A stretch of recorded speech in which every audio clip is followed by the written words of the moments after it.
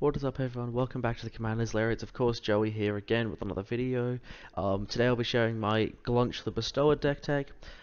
So this is basically a group hug deck. It's not really, it's got a little bit of, kind of tuning towards, kind of having us win the game, probably propelling us ahead after we've kind of boosted everyone. But if you, it's more of kind of just, helping everyone, having a fun game where, everyone has heaps of resources and kind of goes crazy and sees what happens. So if you, I'm not sure if you guys want to see more of that, but like kind of just, if you don't want to, maybe kind of consider different, tuning this deck a little bit, adding some more kind of cards that are going to boost you up and help you win the game. From having a longer, more drawn out game if you'd like. Otherwise, basically that's what we're doing. We're helping everyone, having a really fun game through that. Gluntch is 1 in a green and a white for a 0/5 jellyfish with flying, so it's a great blocker. And beginning of your end step, choose a player that they put 2/1/1 counters on a creature they control. Choose a second player to draw a card, and then choose a third player to create two treasure tokens. So obviously, though, that 1/1 counter is the least powerful ability, but we're going to be giving that to opponents. It's obviously not bad. It has some decent, kind of synergies. It can make creatures bigger, buff them up, especially when playing Voltron. But the draw card is probably the best, obviously. Drawing a card is really, really useful, and once every turn for 3 mana is not bad either. It's a decent rate if we just do that. And then someone creating 2 treasure tokens is giving them a bit of mana ramp. We can obviously play around this and use it on ourselves if we need to. You can kind of pick case sensitive. If you've got a card in your hand that's more expensive you want to cast, you give yourself the mana. If you're low on cards, which is unlikely in this deck, but still you can kind of draw into more cards. And somehow I wouldn't see you really using that 1/1 counters ever on yourself, but maybe you could as well. I'm not really sure. But obviously that isn't the main ability. You have to do it, so you have to give everyone value. So that's what we're going to be doing, is kind of sharing around the love, giving everyone all kinds of effects, and that's really what the whole deck is going to be doing. So that's what we're going to be doing in all kinds of categories of our deck, including the ramp and draw. So Flump is really interesting. This is another jellyfish from Adventures in the Forgotten Realms. So it's 1 and a white for a 0/4 jellyfish with defender and flying. And when it's dealt damage, you and target opponent each draw a card. So it doesn't have to be the person that dealt the damage, but basically, this is, 4, it's pretty easy to block, 4 toughness. Kind of just up to 4 cards or 3 cards every turn, which is quite good. But even then, just kind of getting some value around the table, not too bad, decent kind of card draw effect while keeping your opponents happy. And then Heartwood Storytale is a little different, so it's 1 green for a 2/3 Tree Folk. When a player plays a non-creature spell, each of that player's opponents may draw a card. So this is, it's symmetrical, so there's a chance that when we play non-creature spells, our opponents get value off that as well. But basically, it's going to keep everyone drawing heaps of cards as everyone plays, the instants and sorceries and artifacts and all that. Kind of keeping all their hands really full. And then Secret Rendezvous is a bit more of a fun one. I know this card got some backlash it was made. I honestly like this card. It's 1 white for a sorcery, and you and target opponent each draw 3 cards. So, again, this is sort of like Flump. You pick one opponent and you and them kind of get the bonus. So maybe someone is a bit behind, you're going to give them 3 cards and you get 3 cards to help everyone get even further ahead. And then we're doing again a pretty similar thing, to be honest, with our whole deck. Including like a ramp, so cards like Mags of the Vineyard. So it's a green for mana for a 1/1. Beginning of each player's pre-combat main phase, they add green to their mana pool. So basically, this is main phase, so it can sorcery speed cards, anything can be played with that. Just giving people heaps of mana. They can do whatever they want with that. Just get generate massive value, and that that's kind of what we're doing. Just keeping everyone with lots of cards, and that mana. And then Tempting Contract is similar again. We get lots of value from this as well, though. So it's 4 generic for an artifact. Give your upkeep. Each opponent may create a treasure token. For each opponent who does, you get a treasure token.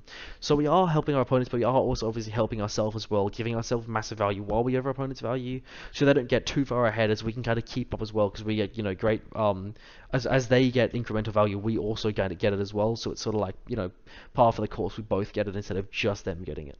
And then we do just have kind of general effects that are going to boost everyone up and give them lots of value.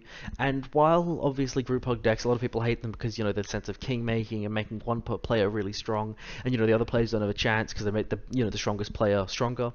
We all have some effects where you pick specific players, like that Secret Rendezvous, to make sure it's kind of balanced out, so we don't just make one person way better than everyone else. We can kind of bring the people who are losing up and kind of balance it out a bit. We are playing not inherently a control, but we all kind of have a bit of order in what happens, because we pick who gets better value than who, and we can kind of turn the losing player into a higher. So Benevolent Offerings just like this. So it's 1 and a white for an instant. Choose an opponent. You and that player each create 3 1/1 white spirit creature tokens with flying, and then choose an opponent. It can be the same opponent. It doesn't say another opponent. And then you gain 2 life for each creature you control, and that player gets 2 life for each creature they control. So we get heaps of value. We get 1/1s. We get life. They get 1/1s and they get life. And so you can pick the player with the lowest. That's kind of lacking in the game. Maybe not close to dying.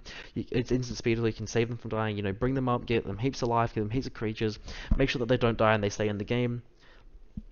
And then Hypogenesis is, potentially this has a lot of fun to just go absolute crazy. So it's a sorcery with suspend three for one green green. So it doesn't have a regular casting cost. We have to suspend it, and it is going to take 3 turns. But it has a crazy effect. So starting with you, each player may put an artifact, creature, or enchantment or land card from his or her hand onto the battlefield. Repeat this process until no one puts a card into play. So obviously that's crazy. Everyone just putting things in for free, and obviously someone can be kind of boring and not do it and just kind of ruin the fun. But it's likely that at least each person's going to get 1 to 2, maybe even more things off this, and just dump everything on the battlefield and just see what happens. Because this creates a really, really fun games where just crazy board states happen out of nowhere, and it gets really, really interesting from that. And it definitely one of the more fun cards in this deck for sure. Upwelling is one of those cards that could potentially king make, but at the same time, it kind of just keeps everyone in the game. So it's honestly, I don't think it's that bad. It's 3 and a green for an enchantment. Mana pools don't end till the end of mana pools don't empty at the end of turns or phases. So basically, everyone's gonna keep all their mana. So there's, we're gonna give people lots of chances to all kinds of things that they want to do.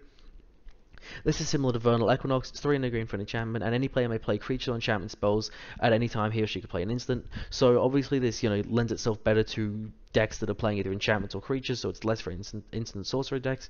But it kind of gives a lot of value. Everyone can kind of do things at instant speed. They can just unexpected. Again, another card that just creates a lot of fun instances that you don't expect.